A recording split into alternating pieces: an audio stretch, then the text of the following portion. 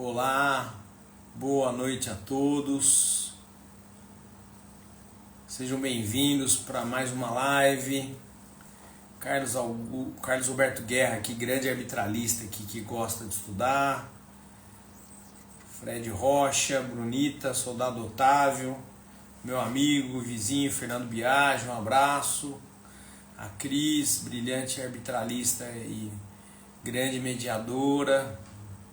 Sejam todos bem-vindos. Estou esperando um pouquinho nosso amigo Rodolfo Pena, que deve estar para entrar. Essa hora meus olhos já estão um pouquinho prejudicados, porque eu sou pessoa que dorme cedo, então não reparem aí que eu estou meio oriental hoje. Mas cedinho eu estou de pé. Boa noite, Soldado Otávio, Jairo Barbosa, Rodrigo Padilha, o Guerra, já falei boa noite para ele, boa noite Dúplice. Sejam todos bem-vindos. Hoje nós vamos receber o Rodolfo Pena aqui, vamos falar bastante dicas para o concurso da PGE e trazer algumas questões aqui que estão no livro do examinador para vocês, para ninguém ser surpreendido, né? Amanhã tem uma live ao meio-dia, horário excepcional, com meu amigo Chico Braga, lá do Revisão PGE. Vamos dar várias dicas para a turma aqui, eu estou muito feliz, tendo muito contato com a turma no privado, estou ajudando muita gente, isso me deixa muito feliz aí, é o que eu faço aí desde que eu entrei na carreira. Então a felicidade do professor é ver o êxito dos alunos, né? Então vai ser um prazer aí transmitir essas dicas para vocês. Estamos esperando aqui 9 horas o Rodolfo Pena, deixa eu mandar uma mensagem aqui para ele falando que eu entrei, daqui a pouco ele está chegando. E fiquem à vontade, se quiserem perguntar alguma coisa até o Rodolfo entrar, vai ser um prazer responder. Podem escrever a pergunta se quiserem.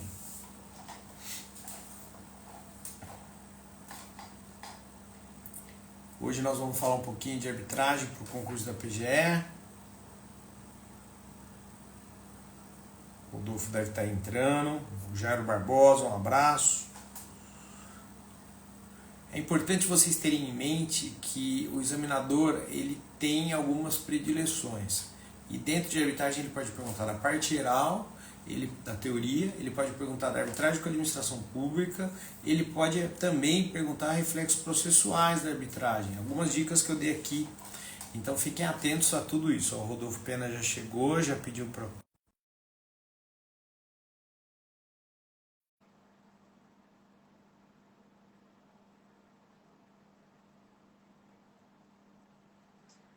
Convite aceito aqui, Rodolfo. Fala, meu amigo, tudo bem? Tudo bem, amigo? Como é que tá? Tudo jóia? Tudo certo, boa noite para você, boa noite pessoal que está assistindo aí já essa live, tudo bem? Tá chegando esse concurso, né, cara, PGE São Paulo. Tá chegando a reta final, nós podemos dizer aí, né? Período da revisão, período da tranquilidade, né? Não pode apavorar, tem que transferir a preocupação para tratar daqueles temas que tem mais dificuldade e que as dicas que os professores estão dando aí. Então, prazer te receber aqui e vamos que vamos. É isso aí, e você tava falando de arbitragem aí já, né? Eu entrei, você tava falando já um pouquinho de arbitragem, esse é o tema da vez, né, Olavo? Acho que esse é o grande tema assim da PGE São Paulo. Eu sei que eu já estou adiantando um pouquinho do que a gente vai falar hoje, né? Já passar muita dica para a galera, a gente vai dar muito caminho para o pessoal aí nessa reta final, né? Não só para a prova objetiva, mas o pessoal que já tem um olhinho lá na discursiva, na prova oral. Mas eu estava falando, cara, a arbitragem é um tema que às vezes vai cair em processo civil, em administrativo, pode cair lá em direito civil, às vezes no contrato de compromisso, né? Pode cair em tributário, trabalhista, cara, é o tema da vez, realmente. É multidisciplinar, né, querido? É impressionante. Empresarial, porque você vê, a examinadora Cláudia Pouto, uma querida amiga, ela tem participado dos eventos de arbitragem, tem encontrado com ela nos principais eventos de arbitragem. Então o tema é um tema quente no mercado jurídico, é um tema quente na atuação da Procuradoria, que cada vez mais cresce. Tem a assistência de arbitragens, é muito bem coordenada pelo nosso querido colega André Junqueira, e também de predileção do examinador de processo civil, que escreveu a dissertação de mestrado, que é esse livro aqui, que eu já indiquei aqui, e tese de doutorado. Ele participou de um livro que eu coordenei junto com o Bonizzi, escrevendo um trabalho. Ele publicou também um artigo na minha coluna lá no Migalha sobre dispute boards, e as publicações dele são sobre isso. E a linha do examinador perguntar sobre aquilo que ele pesquisa é tiro certeiro, da primeira fase à segunda exame oral. Então é um jeito de você se preparar para aquilo que talvez seja novidade, porque a maioria das pessoas não tem contato com a arbitragem na graduação. Isso é verdade. Eu não tive arbitragem na minha graduação. Eu também não. Você vê que Pois é, loucura, né? pois é. E é um tema extremamente importante aí. E esse direcionamento do examinador, você falar aí do examinador de processo civil, né? Que tem doutorado na área, isso é bem importante. Porque, e a gente vem falando isso já há algum tempo, desde que foi publicado o edital. Um concurso com banca própria, desde a primeira fase, é um concurso que esses examinadores, por mais que eles cobrem algo fora da zona de conforto deles, vamos dizer assim, porque são pessoas extremamente competentes, né? Isso a gente não tem nem como discutir. São pessoas muito competentes dentro das respectivas áreas, e tem toda a competência para cobrar muita coisa fora daquela área de pesquisa, daquela zona de conforto dele. Mas ele não aprofundou fora daquela zona de conforto dele.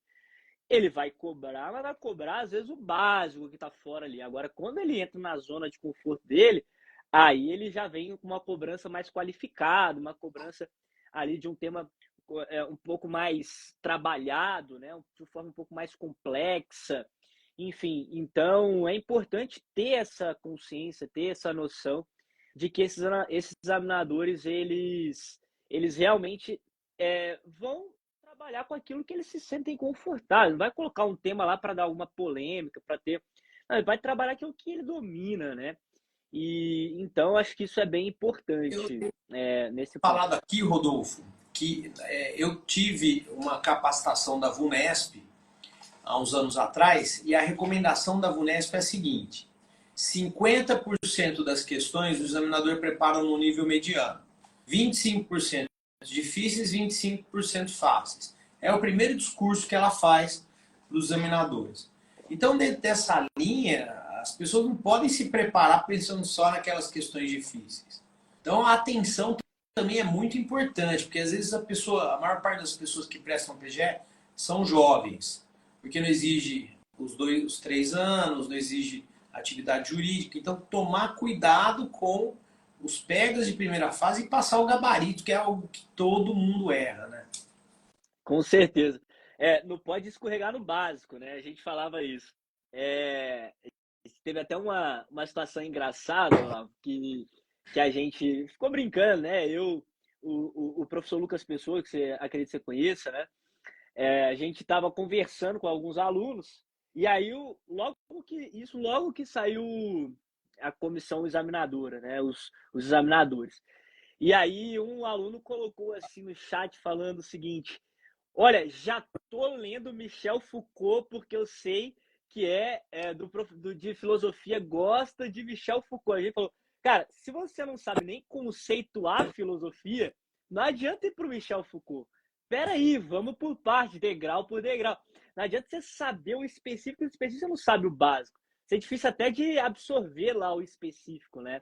Então, assim, você tem que fazer bem o básico, aí você vai subindo os degraus, né? Subindo ali, aprofundando, né? Nos temas ali importantes. Para não ficar perdido. É isso aí. Rodolfo, dá umas dicas de administrativo para a turma. O que você põe fé aí? Lei de licitações, você que é o Papa aí, domina. Dá uma ajuda. Não, bondade sua lá. Mas o administrativo, a gente tem o nosso examinador, o Carlos Toledo, que ele tem um livro bem legal, O Direito Administrativo para Todos. É um livro que eu acho que não tem nem físico, é só um livro digital. que a ideia ali do Carlos, né, eu tive o prazer de conhecer ele pessoalmente, encontrei com ele uma vez, e nesse dia ele estava no evento, estava até divulgando o livro dele, que foi a tese de doutorado dele. Então, tive esse contato com ele, pessoal, né? E depois, eu pesquisando sobre ele, tudo, eu vi que ele tem esse livro, é um Direito Administrativo para Todos. E me parece que a ideia do livro dele é realmente difundir um direito administrativo de forma simples, de forma clara, de forma objetiva.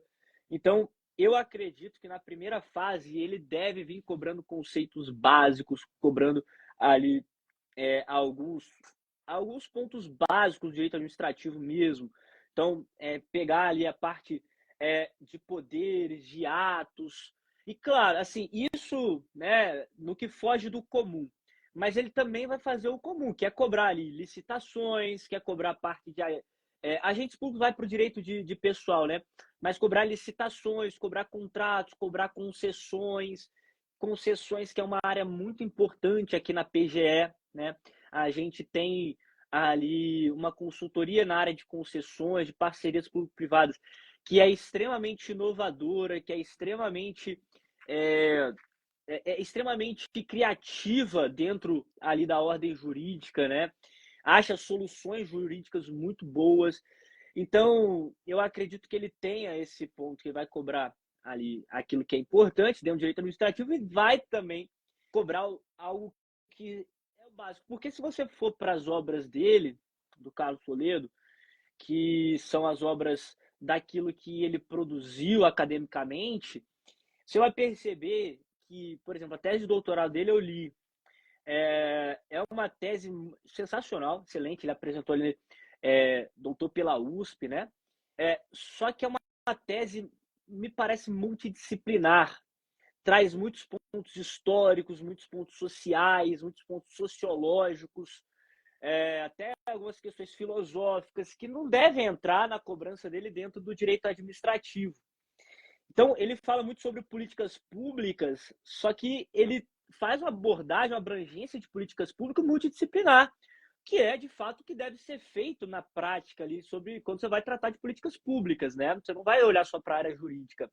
Então, ele tem essa abordagem, muito boa, por sinal, mas que não deve entrar nessa cobrança. Então, acho que a cobrança dele deve ser um pouco mais dentro do básico do direito administrativo, dessa ideia, dessa obra dele, que é o direito administrativo para todos, que é um direito administrativo que traz conceitos básicos, né? Que realmente apresenta ali o direito. Isso na primeira fase, né? E na segunda fase vai vindo um aprofundamento. Agora, sim, licitações é certo, né? Lei 14.133, enfim, a parte de concessões, de parcerias público-privadas, improbidade administrativa, são questões certas aí na prova que, enfim, o aluno tem que estar com tudo na ponta da língua, né?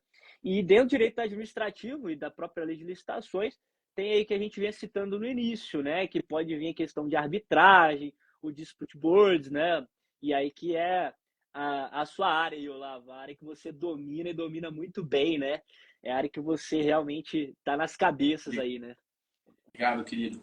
A dica quando o examinador, como o Carlos, que não tem um livro dogmático, é acompanhar a jurisprudência recente do Supremo também de improbidade, né? Ficar alerta para isso, porque é muito mais fácil para o examinador tratar uma questão difícil de jurisprudência. Com certeza. Isso aí não, tem que dominar a jurisprudência. Isso aí sempre dá certo. Já aqui no Marcos Armani é uma outra característica. Ele já tem os trabalhos mais dogmáticos, mesmo a dissertação de mestrado e a tese de doutorado, já são voltadas para aspectos práticos, jurídicos da arbitragem com uma teoria mais dogmática, sem trabalhar filosofia, sem trabalhar sociologia. Então são questões do dia a dia. Então, natureza jurisdicional da arbitragem, a questão da inaplicabilidade do CPC subsidiariamente na arbitragem, que ele explora muito bem, portanto ele afasta a aplicação das prerrogativas processuais da Fazenda Pública e do CPC na arbitragem, como grande parte da doutrina faz, e também o STJ. Ele fala também da questão de que não é imprescindível, como está na lei de licitações, que conste no edital a cláusula arbitral de licitação, que conste no contrato, pode ter compromisso a qualquer momento, não há problema. Algo que é pacífico na STJ, está na lei de licitações. Ele fala da questão da escolha do árbitro, da escolha da instituição arbitral, que não precisa de licitação, é inexigível, tem jurisprudência do TJ nesse sentido, que aí o decreto da Procuradoria do Estado, perdão, o decreto do governador, feito pela Procuradoria, exigindo aí um cadastramento das câmaras, ele até tece algumas críticas. E, assim, é uma obra voltada para aquilo que é prático. Então, por isso que eu fiz essa estratégia de montar essa imersão em arbitragem, que vai ser essa semana, mas também eu vou gravar e viabilizar gravado também, com o material escrito que vai ficar gravado. Eu tenho mais tempo para produzir um material escrito com resumo e trabalhos do examinador.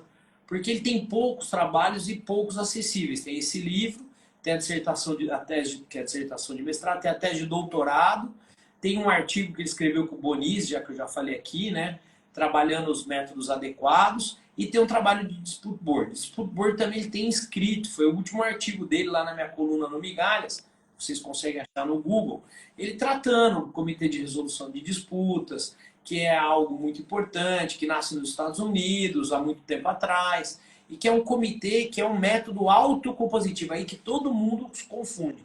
O Comitê de Resolução de Disputas não tem nada a ver com a arbitragem. A arbitragem tem os mesmos efeitos da sentença judicial. O Comitê de Resolução de Disputas, ele é um método autocompositivo. As partes aderem à decisão voluntariamente. Essa decisão pode, e às vezes vai ser questionada, no judiciário ou na arbitragem. Então isso é muito importante para uma primeira fase, você ter esse panorama geral, porque é muito longe da realidade, a gente não viu na faculdade, e aí fica perdido na hora H, e essas questões fazem a diferença. Porque processo civil tem um número grande, ele vai ficar tentado a perguntar aquilo. Que é... E um tema, por exemplo, que está no CPC, artigo 337, parágrafo 6º, até gravei um stories outro dia. Quando há cláusula arbitral e uma das partes entra em juízo, a outra parte tem que alegar como preliminar na contestação. Se não é alegado pela parte ré ou requerida na contestação, a renúncia tácita da convenção. É o que prevê o 337, parágrafo 6º, que ele deixa bem claro isso nos trabalhos dele. Então é um dispositivo lá do CPC que cai. Cai, por exemplo, o que está lá no CPC que diz respeito ao cumprimento de sentença arbitral, que é o mesmo do judicial. Pode cair carta arbitral, que é equivalente à carta precatória, mas uma comunicação do árbitro com o juiz para conduzir coercitivamente uma testemunha. Então tem coisa pra caramba, eu gosto de falar, vou parar de falar aqui, senão eu fico falando, você fala, eu quero te ouvir também. Não, e isso, né, pegando o gancho do que você falou aí, essa preliminar para vir numa peça na segunda fase é muito, assim, é muito possível, né, para a gente não dizer provável aí de vir numa peça de segunda fase. E outra coisa, Olavo, o Bonizzi, que foi examinador também, né, e eu me lembro, foi examinador do meu concurso, o Bonizzi, e eu cheguei na prova oral com o Bonizzi e tinha algumas coisas que eu tinha lido sobre, né, lido, que eu via que era de predileção dele e tudo mais.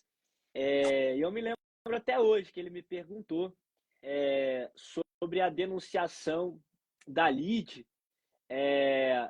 da Fazenda Pública, né, na ação de reparação de danos contra a Fazenda Pública, se a Fazenda Pública pode fazer a denunciação da lide do servidor e tudo mais, quais eram os prós, quais eram os contras, se isso trazia maior celeridade ao processo ou não. E eu me lembro que ele tinha um detalhezinho que ele falava que numa visão microprocessual daquele processo geraria um atraso na prestação jurisdicional para aquele jurisdicionado. Agora, na visão macroprocessual, você gera celeridade porque você está colocando uma outra demanda nessa, você não vai ter uma outra ação judicial. E isso não é algo intuitivo, né? Você tem que ter estudado, tem que saber, tem que ter conheci do examinador e eu me lembro de que eu estudei isso e sabia que era de predileção dele, ele me perguntou e eu tive uma grata surpresa ali na hora e consegui desenvolver esse tema. Então, hoje, né, o nosso aluno que está assistindo está tendo essa oportunidade, né, de você mostrar para eles as predileções do Marcos Armani hoje, que nessa parte de arbitragem. São pontos extremamente interessantes, importantes, e que vão estar na prova de vocês, né? Às vezes o aluno acha que às vezes, não, mas tá no campo da hipótese, tá no campo... Não, a gente tem experiência com isso, a gente sabe que funciona assim, né? Então, quando o Olavo falar, isso aqui é predileção do examinador, a arbitragem, ele escreveu, é porque ele vai cobrar isso. É certo que ele vai cobrar isso. Se não vai ser na primeira fase, às vezes vem na segunda, vem na prova oral, então você tem que estar muito bem afiado nesses pontos de predileção dos examinadores.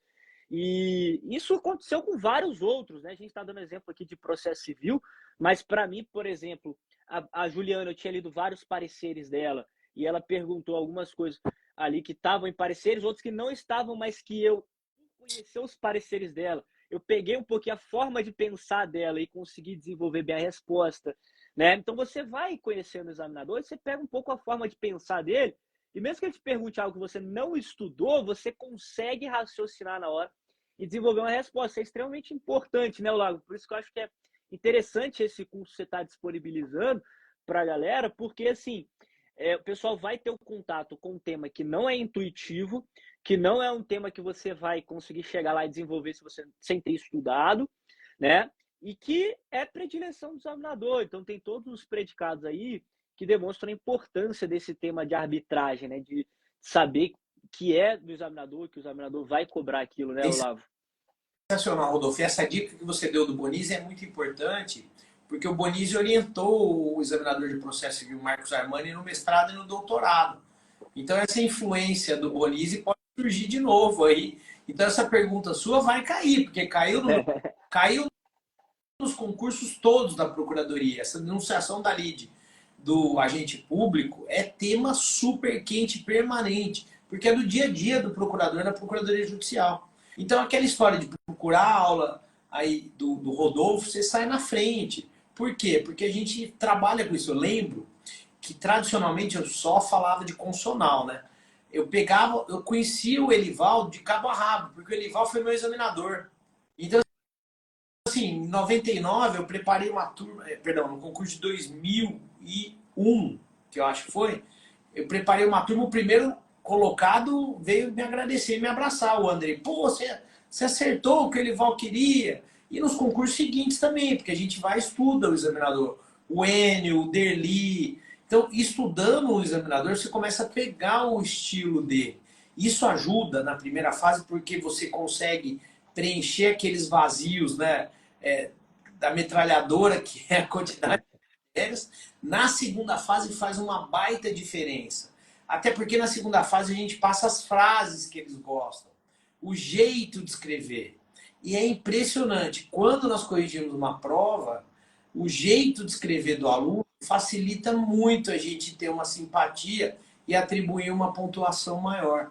Então essas dicas decorrem de muita grama capinada, de muito mato capinado. E dão certo, pessoal, não tem jeito de fugir disso. Então, essas dicas te ajudam, às vezes, naquele momento que você está perdido, e resolvem. Mas na primeira fase, a estratégia geralmente é uma lei seca, um boletim do Supremo para as questões mais difíceis. E assim, para o examinador é muito mais fácil ele ir num boletim do Supremo, porque ali não tem polêmica. O Supremo já decidiu, é fácil. Porque eu já fui examinador em 2 concursos, para juiz de Alagoas e auditor do Bahia. Quando a gente faz um concurso, o receio de errar é terrível. Então você parte de um boletim do Supremo, do STJ, fica muito mais fácil. Então essa dica aí é fantástica. Não erra, né? Quem foca em jurisprudência. Com certeza, com certeza. Tem que estar afiado à jurisprudência. A gente está falando aqui, né, do mais, né, do degrau acima, mas você não pode deixar ali essa base de você estudar ali a lei seca, tá afiado na lei seca, tá afiado na jurisprudência, na legislação estadual. A legislação estadual é extremamente importante em certos pontos do edital, por exemplo, direito de pessoal, direito previdenciário, na parte até de direito ambiental, você tem bastante lei estadual ali, né? Então, no direito administrativo mesmo, você tem várias leis estaduais importantes. Então, tudo isso vai ganhando relevância. E eu gostava na reta final, aí nesses últimos dias, de fazer essa revisão geral de lei, de jurisprudência. Eu separava um tempo para realmente revisar muita parte de lei e jurisprudência, até para usar ali a memória de curto prazo, né? Aquilo que não deu para gravar até agora, a gente usa aquela memória de faculdade, né, Olavo? Que a gente estudava um dia antes da prova ali, fazia a prova, ia lá, no outro dia esquecia, beleza, mas tá valendo se você conseguir lembrar. Então, o que não deu para gravar até agora, jogar para memória de longo prazo, você usa de curto prazo aqui, né? Estudando a legislação, jurisprudência, e tudo mais. Então, esse ponto é bem importante de destacar, E né? o teste, ele tem uma questão interessante que o subconsciente nos engana. Às vezes a gente lê uma questão, mas o subconsciente fala, é essa a alternativa. Geralmente o subconsciente acerta, porque está lá no fundo da nossa memória.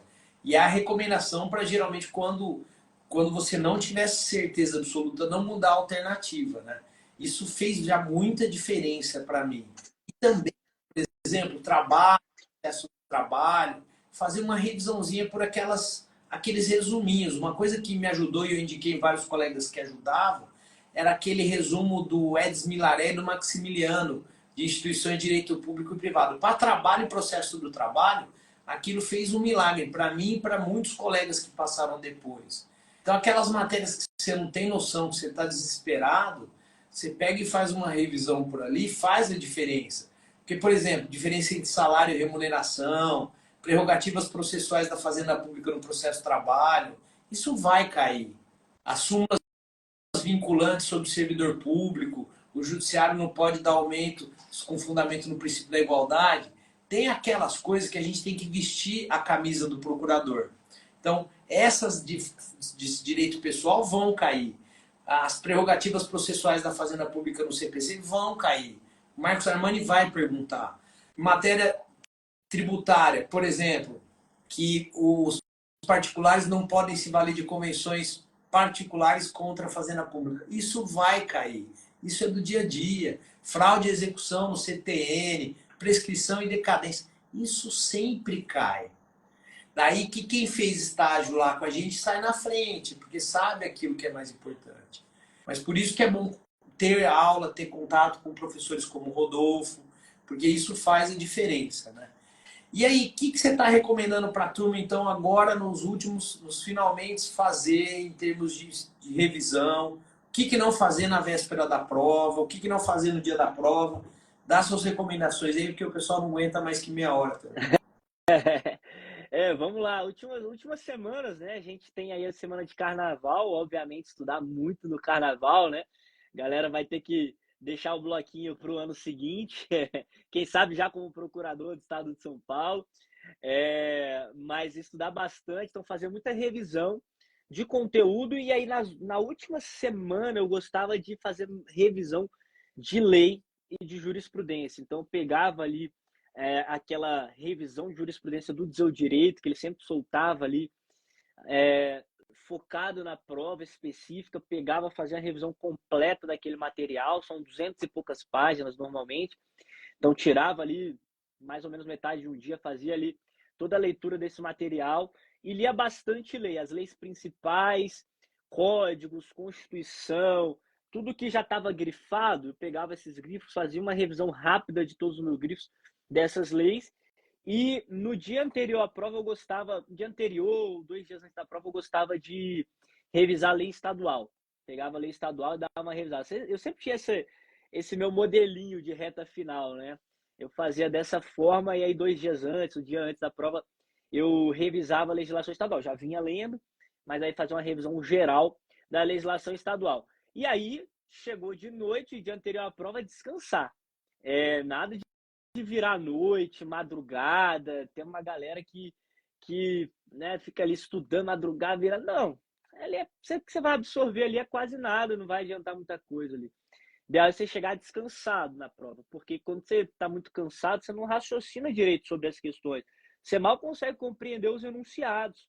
Então, chegar com a mente descansada na prova, dentro do possível, claro, tem o nervosismo, tudo mais, mas tentando manter a tranquilidade o máximo possível e um descanso ali regular, eu acho que é fundamental. Eu acho que é uma dica importante para o pessoal ali manter esse descanso, chegar com a mente limpa, descansada para a prova. Dormir cedo, aí acorda, não estuda no dia. Uma coisa que eu fiz e recomendo, e alguns colegas já fizeram, eu até dei dica numa live recente aqui, é ler a manchete dos principais, do jornal que você tiver. Não vai ler o jornal inteiro que a prova vai te cansar. Mas conhecimento na cabeça, com as manchetes, e fica pensando positivo. E você vai ver que na primeira hora da prova você está lento, mas depois você já está mais acelerado. E essa prova, ela traz um cansaço mental muito grande e ela exige muita concentração. Então, a gente sai da primeira fase, da segunda fase da procuradoria para tomar uma surra. Eu ainda peguei chuva nos 2 dias quando eu testei em 98. Então, assim, Eu peguei frio. chuva, assim, e eu fui dirigindo nos dois trajetos com um colega do lado. Coitado, os 2 colegas não passaram, mas estão muito bem. Um até tá no MP, super bem. Mas é interessante isso. E assim, prepara para o lugar da prova também, né? Porque são muitos locais, são 8.400 inscritos, pela notícia que eu tive, informal, não é um dado oficial, né? Um conselheiro que me falou, isso é público.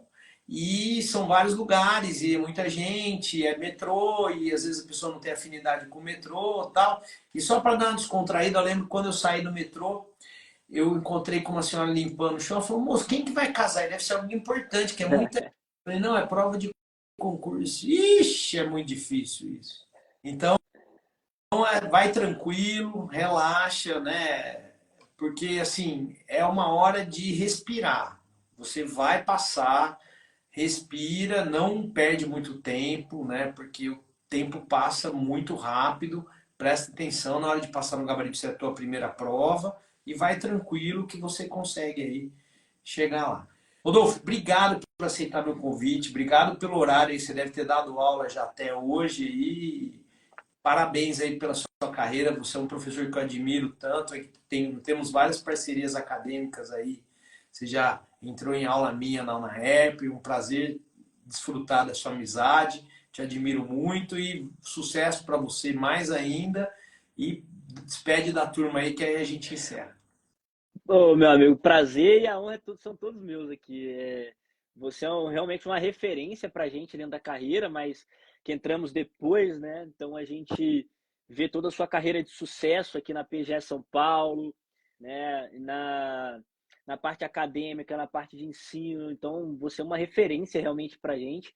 Então a honra você pode ter certeza que é toda minha de poder receber esse convite, aceitar esse convite e poder estar aqui junto com você, passando essas dicas para o pessoal, que eu tenho certeza que vai ajudar muita gente. Tá? Então, a galera que pegou aí vai aproveitar bastante.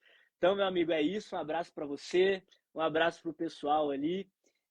Podem contar com a gente. E é isso. Tamo junto. Vamos lá, vamos passar nessa Obrigado prova. pelo aprendizado, obrigado pelas suas palavras. E aqui o tiozão que aprende com os jovens como você. Obrigado. Que isso. Um abraço. Obrigado, Lau. Até a Um próxima. Tchau, abraço. tchau. Tchau, tchau.